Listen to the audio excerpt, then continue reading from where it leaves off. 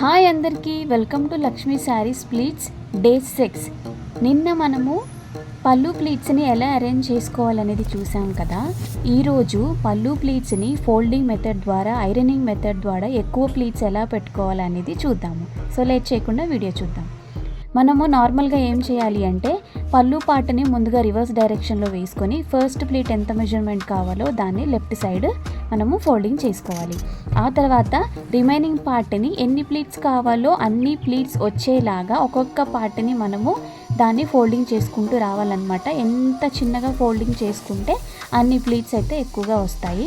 So చూసారా నేను ఎలా పెట్టానో. ఆ తర్వాత ఫోల్డింగ్ చేసిన పార్ట్ అంతా నీట్గా రిమూవ్ చేసుకోవాలి.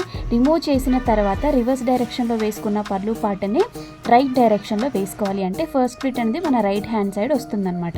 ఆ తర్వాత ఫస్ట్ పళ్ళు ప్లీట్ని పైనే ఉంచి రిమైనింగ్ ఏవైతే లైన్స్ కనిపిస్తున్నాయో 1 by 1 ఒక లైన్ లోపలికి, ఒక లైన్ బయటికి, ఒక లైన్ లోపలికి అండ్ ఒక లైన్ బయటికి అలా వచ్చేలాగా నీట్గా ఫోల్డింగ్ అయితే ఇచ్చుకోవాలి. చూడండి నేను ఎలా అయితే ఫోల్డ్ చేస్తున్నానో, ఒక ఫోల్డింగ్ ఏమో టాప్ మీద, ఒక ఫోల్డింగ్ ఏమో బాటంలో అనమాట. సో అలా నీట్గా మనం చేసుకుంటే ఏమవుతుందంటే, సో రాంగ్ డైరెక్షన్లో వెళ్ళకుండా హారిజాంటల్గా ఒకదానికొకటి ఈక్వల్ పార్టీషన్స్గా ప్లీటింగ్ అయితే వస్తాయన్నమాట. చూడండి నేను పెట్టిన విధంగా అయితే ట్రై చేయండి.